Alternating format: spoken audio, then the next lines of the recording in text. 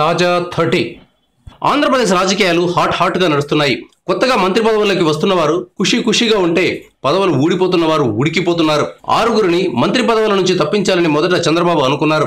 చివరి నిమిషంలో కొల్లు రవీంద్ర తన పదవిని కాపాడుకోగలిగారు. ఆరోగ్య కారణాల రీత్యా బొజ్జల గోపాలకృష్ణారెడ్డి, వివాదాల కారణంగా రావెల కిషోర్ బాబు, అవినీతి ఆరోపణల నేపథ్యంలో పీతల సుజాత, సమర్థత లేని కారణంగా మృణాలిని, పల్లె రఘునాథరెడ్డిలను మంత్రి పదవుల నుంచి తప్పించారు. మంత్రి పదవి పోగొట్టుకున్న వారిలో బొజ్జల గోపాలకృష్ణారెడ్డి చంద్రబాబుపై నిప్పులు జరుగుతున్నారు. ఈయన బాబు సొంత జిల్లా చిత్తూరులోని శ్రీకాళహస్తి నుంచి ఎమ్మెల్యేగా ఉన్నారు. మంత్రి పదవిని సమర్థంగా నిర్వహించడానికి ఆరోగ్య కారణాలు అడ్డు వస్తున్నాయనే నెపాన్ని తన మీద వేయడంతో బొజ్జల ఆగ్రహంతో ఉన్నారు. పార్టీలో ఆయన చాలా సీనియర్. సుదీర్ఘకాలంగా రాజకీయాల్లో ఉన్న తనను అవమానించారని ఆయన భావిస్తున్నట్లు తెలుస్తోంది. మంత్రి పదవి నిర్వహించలేని తనకు ఎమ్మెల్యే పదవి మాత్రం ఎందుకు అని ఆయన ప్రశ్నించినట్లు తెలుస్తోంది. చంద్రబాబు నచ్చజెప్పడానికి ప్రయత్నించినా బొజ్జల వినిపించుకోలేదని సమాచారం. ఎమ్మెల్యే పదవి కూడా ఆయన రాజీనామా చేశారు.